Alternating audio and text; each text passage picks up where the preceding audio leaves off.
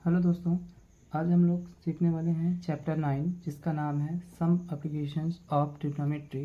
ठीक है। अब इसमें जो भी क्वेश्चन दिए गए हैं इसको सीखने के पहले मतलब चैप्टर 9 को सीखने से पहले आपको चैप्टर 8 के ट्रिग्नोमेट्रिक टेबल को याद करने पड़ेंगे और कुछ फार्मूले आपको याद करने पड़ेंगे, तभी आपसे चैप्टर 9 बन पाएगा। ठीक है ना। तो इससे पहले एक ट्रिग्नोमेट्रिक टेबल जो हमने बता रखी है या फिर बुक में दी रखी है उसको आप लोग देख लीजिए और कुछ इम्पोर्टेंट फॉर्मूले हैं जिसको आपको देखना पड़ेगा। ठीक है, चलिए हम चलते हैं चैप्टर 9 में। चैप्टर 9 में जाने से पहले कुछ बेसिक जानकारी है जो कि जानना ज़रूरी होता है। ठीक है, उसको हम लोग जान लेते हैं। यहाँ पर लिखा हुआ है, देखिए सबसे पहले कि अगर मान लीजिए कि यह कोई भी रूफ है, ठीक है ना, यहाँ पर कोई भी ऑब्जेक्ट रखा हुआ है, यहाँ पर कोई भी ऑब्जेक्ट रखा हुआ है, तो अगर हम उसको नीचे से देखते हैं मतलब ग्राउंड लेवल से देखते हैं, तो जहाँ से हम देखते हैं, मान लीजिए यहाँ से हम देख रहे हैं, तो ये हमारी लाइन कौन सी हो जाएगी, लाइन ऑफ साइट, मतलब यहाँ से हम लोग देख रहे हैं। ठीक है, तो एक स्ट्रेट लाइन बन रही है। ठीक है, और यहाँ से ये वाली हमारी लाइन कौन सी लाइन हो जाएगी, हॉरिजेंटल लाइन। ठीक है ना, हॉरिजेंटल लाइन। ठीक है ना, क्योंकि यहाँ से जहाँ से हम देख रहे हैं उस ऑब्जेक्ट को, इसके बीच में और हॉरिजेंटल लाइन के बीच में एक क्या बन रहा है, एंगल बन रहा है। ये एंगल का ऐसा कौन सा एंगल होता है, एंगल ऑफ एलिवेशन इसको कहा जाता है। ठीक है, और इसी के जस्ट अपोजिट अगर मान लीजिए कि आप छत पे हैं और कोई भी ऑब्जेक्ट कहाँ रखा हुआ है, नीचे रखा हुआ है। ठीक है, अब जब ऊपर से आप उस ऑब्जेक्ट को नीचे देखेंगे, ठीक है ना, तो ये आपकी लाइन कौन सी हो जाएगी, लाइन ऑफ साइट, और ये हॉरिजेंटल लाइन, और इन दोनों के बीच में क्या बनेगा, एक एंगल बनेगा, जिस एंगल को क्या कहा जाता है, एंगल ऑफ डिप्रेशन। सिर्फ इन्हीं दो एंगलों पर यह हमारा चैप्टर जो है बेस्ड है। ठीक है, अगर आपको ये समझ में आ गया है तो आपसे चैप्टर अच्छे से बन जाएगा। फिर से एक बार समझ लीजिए कि अगर कोई ऑब्जेक्ट ऊपर रखा हुआ है तो नीचे से ऊपर देखने पर एंगल ऑफ एलिवेशन बनता है, और अगर कोई ऑब्जेक्ट नीचे रखा हुआ है तो ऊपर से नीचे देखने पर एंगल ऑफ डिप्रेशन बनता है। सिर्फ इतना। ठीक है, अब इसी पे चलते हैं क्वेश्चन नंबर फर्स्ट पर। क्वेश्चन नंबर फर्स्ट क्या बोल रहा है, क्वेश्चन नंबर फर्स्ट है, a circus artist is climbing a 20 metre long rope which is tightly stretched and tied from the top of a vertical pole of the ground. Find the height of the pole if the angle of made by rope with the ground level is 30 degree. मतलब simple से ये बोल रहा है कि एक circus है, ठीक है ना, ये देखिए मैंने बना रखा है, उसको चलते हैं सॉल्व करते हैं। ये सर्कस का क्या है, पोल है। ठीक है ना, ये सर्कस का पोल है जिसमें से क्या बोलता है कि एक रस्सी जो है टाइटली बंधी हुई है, यहाँ से ये रस्सी हमारी टाइटली बंधी हुई है। ठीक है, अब बोलता है कि ये जो रस्सी है कितने मीटर की है, 20 मीटर की है। ठीक है ना, क्या बोलता है कि ये रस्सी जो है हमारी 20 मीटर की है, ये हमारे यहाँ ग्राउंड लेवल से बंधी हुई है। ठीक है ना, अटैच्ड है।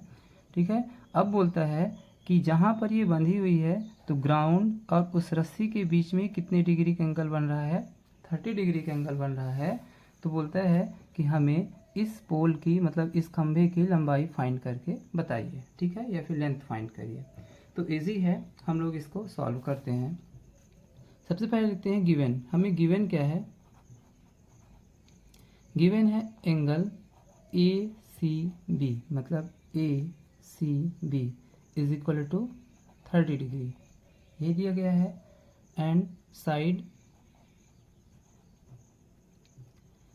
ए सी, ठीक है ना, side A C is equal to क्या दिया गया है, 20 मीटर। अब हमको फाइंड क्या करना है, हमको फाइंड करनी है हाइट ऑफ द पोल।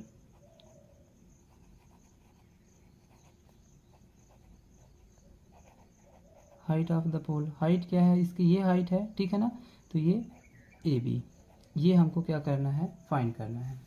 अब देखिए सिंपल से ये है कि अगर जो हमको फाइंड करना रहता है उसको हम ऊपर लिखते हैं, मतलब ए बी, और जो हमको गिवन रहता है उसको हम नीचे लिखते हैं, मतलब कि ए सी। ठीक है, जो हमको फाइंड करना रहता है उसको हम ऊपर लिखते हैं, जो हमें गिवन रहता है ठीक है ना, AC गिवन है तो उसको नीचे रखते हैं। अब AB कौन सी साइड है, तो AB हमारी साइड है परपेंडिकुलर, ठीक है, और AC क्या है हमारी हाइपोटेनस। अब पिछले लेक्चर में मैंने बताया ना कि आपको 8 चैप्टर बनेगा तभी आपसे 9 चैप्टर बन पाएगा। मैंने आपसे एक ट्रिक बनाई हुई थी, कौन सी, पंडित बद्री प्रसाद हर हर बोले, मतलब कि P/B परपेंडिकुलर अपॉन हाइपोटेनस, ये किसका फार्मूला होता है, साइन थीटा का, ठीक है। तो यहाँ पर हम क्या लिख देंगे, साइन थीटा। AB तो हमको फाइंड ही करना है, तो हम AB एज इट इज लिखेंगे, और AC की वैल्यू दी गई है 20, तो हम यहाँ लिख देंगे 20 इज इक्वल टू साइन, अब थीटा की वैल्यू क्या दी गई है, देख रहे हैं साइन 30, तो थीटा के स्थान पे हम क्या लिख सकते हैं, साइन 30। अब ट्रिग्नोमेट्रिक टेबल में मैंने बताया कि आपको याद करना पड़ेगा, तो साइन 30 की वैल्यू आपको याद रहेगी तभी आपसे बनेगा, ठीक है ना। तो साइन 30 की वैल्यू कितनी होती है, 1/2, ठीक है। अब इसको क्रॉस मल्टीप्लाई करेंगे तो क्या हो जाएगा, 2AB इज इक्वल टू 20 बन जा 20, तो AB इज इक्वल टू क्या हो जाएगा, ये इधर इनटू में है, इधर जाएगा तो डिवाइड में 20/2 इज इक्वल टू 10, ठीक है ना, 10 मीटर। तो क्या आ गई, हाइट ऑफ पोल, मतलब कि देखिए AB इज इक्वल टू कितना आ गया है 10, तो AB इज इक्वल टू क्या हो जाएगा यहाँ पर 10 मीटर, मतलब उस पोल की हाइट कितनी थी, 10 मीटर, ठीक है। अब चलते हैं क्वेश्चन नंबर 2 में। क्वेश्चन नंबर 2 हमारा क्या बोल रहा है कि अ tree breaks due to storm and the broken part bent so that the pole of the tree touched the ground making an angle 30 degree with it. The distance between the foot of the tree to the point where the top of touch the ground is 8 meter. Find the height of the tree. Simple सा है, इसको हम लोग समझते हैं। ये देखिए बोल रहा है कि एक ट्री था, इमेजिन करिए कि ये ट्री हमारा पूरा एक स्ट्रेट खड़ा हुआ था, ठीक है। बोलता है कि उस पर आंधी आने पर, ठीक है ना, तेज हवाओं के कारण क्या होता है कि यह ट्री जो होता है यहाँ से टूट जाता है। जब टूट जाता है तो उसका पार्ट ऑब्वियस सी बात है कि उसका नीचे ही गिरेगा वो, ठीक है ना। तो बोलता है कि उसका जो टॉप पार्ट है, मतलब ये वाला पार्ट, यह टूट करके कहाँ पर आ जाता है, यहाँ पर आ जाता है, मतलब ग्राउंड में टच कर जाता है, ठीक है ना। और बोलता है कि उसका जो टॉप पार्ट है, ठीक है ना, ये वाला पार्ट जो ज़मीन को टच कर गया है उससे, और इसका ये जो बॉटम पार्ट है, मतलब कि जहाँ से जड़ें स्टार्ट हैं, उसके टॉप और इसकी जड़ों के बीच में कितने डिस्टेंस बन रहा है, 8 मीटर का डिस्टेंस बन रहा है, और इनके बीच में बनने वाला एंगल कितने डिग्री का है, 30 डिग्री का है।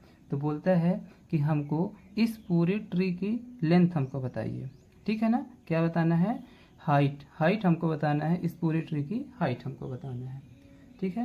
तो चलते हैं, इसको हम सॉल्व करते हैं। एक बार फिर से इसको समझ लीजिए कि यह पूरा ट्री था, ठीक है।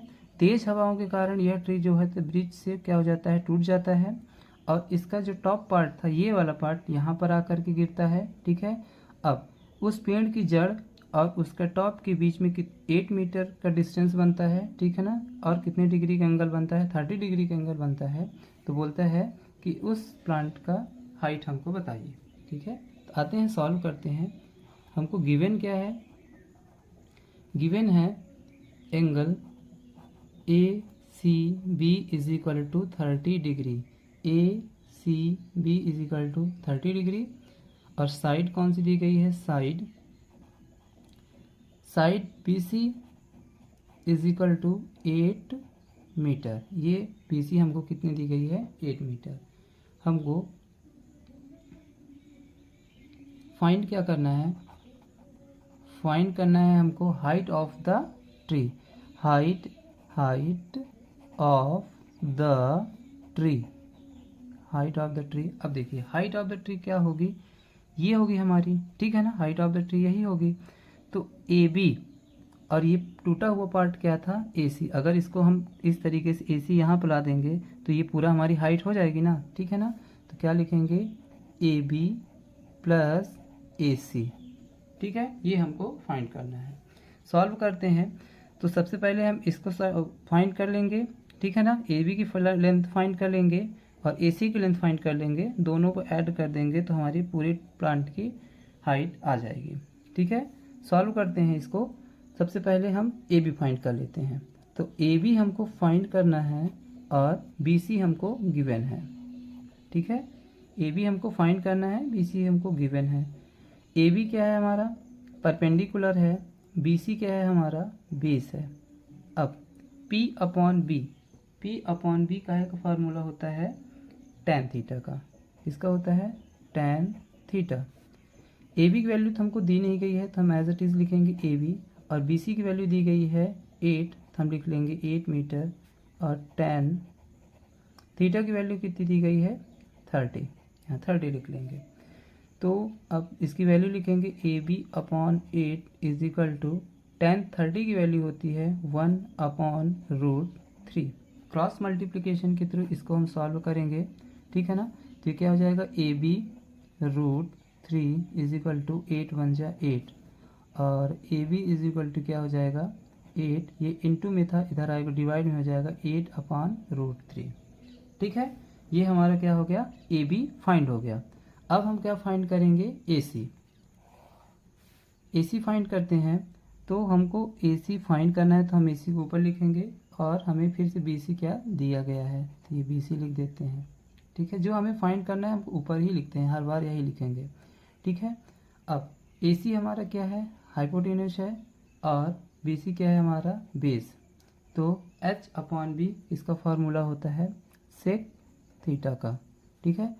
अब ए सी की वैल्यू तो फाइंड ही करना है तो ए सी एज इट इज़ लिखेंगे। बी सी हमको दिया गया है 8 मीटर, सेक और थीटा की वैल्यू कितनी है 30, हमारा एंगल वही रहेगा हर बार, ठीक है। तो ए सी अपॉन 8 इज इक्वल टू सेक 30 की वैल्यू कितनी होती है 2 अपॉन √3। ये ट्रिपलेट आपको याद करनी पड़ेगी। क्रॉस मल्टीप्लाई करते हैं इसमें, ठीक है। तो क्या हो जाएगा, ए सी √3 इज इक्वल टू 8 2 जा 16। अब ए सी इज इक्वल टू √3 को इधर भेजते हैं तो क्या हो जाएगा, अपॉन में हो जाएगा √3, ठीक है। अब हमने आपको बताया था, अब देखिए हमको ए सी मिल गया। मैंने बताया था आपको कि अगर इस ट्री की पूरी हाइट फाइंड करनी है तो ए बी और ए सी इसको ऐड कर देंगे तो पूरे ट्री की हाइट आ जाएगी, ठीक है ना। तो हम लिखते हैं height of the tree. Height of the tree यहाँ पे लिखा हुआ है क्या, A B plus A C, A B plus A C. अब ए बी की वैल्यू क्या है 8 अपॉन √3 प्लस ए सी क्या है 16 अपॉन √3। इसको सॉल्व करेंगे तो क्या आ जाएगा यहाँ पर √3, 8 प्लस 16, 8 और 16 कितना होता है 24 अपॉन √3। अब रूल के हिसाब से डिनोमिनेटर में हमारा √3 नहीं आना चाहिए, ठीक है ना। तो इसको हम क्या करेंगे 24 upon √3 multiply by √3 upon √3, rationalisation कर दिए, ठीक है। अब 24 √3, ठीक है, इसका 24 √3 और √3 से √3 का मल्टीप्लाई हुआ तो क्या हो गया 3, 3 1 जा 3 और 3 8 जा 24, कितना आ गया 8 √3, ठीक है। मतलब कि हाइट ऑफ द ट्री क्या है 8 √3 मीटर। ये हमारा किस में आया हुआ है, मीटर में आया हुआ है, ठीक है। अब आई होप कि आपको अच्छे समझ में आ रहा होगा। अगर कहीं पे डाउट आ रहा है आपको तो आप कमेंट सेक्शन में हमसे पूछ सकते हैं। एक बार मैं फिर से रिवाइज कर देता हूँ, ठीक है, कि ये हमारा क्या है ए बी और ए सी, इन दोनों को ऐड कर देंगे तो ये हमारा क्या हो जाएगा, ट्री की पूरी हाइट हो जाएगी, ठीक है। तो सबसे पहले हमने क्या फाइंड किया, ए बी फाइंड किया, ठीक है। फिर हमने क्या किया, ए सी फाइंड किया, तो ये ए सी देखिए, और इन दोनों को हमने ऐड कर दिया तो हमारा कितना आ गया है 8 √3। 1 से 2 बार आप लगाएंगे तो आपसे अच्छे से बनने लगेगा।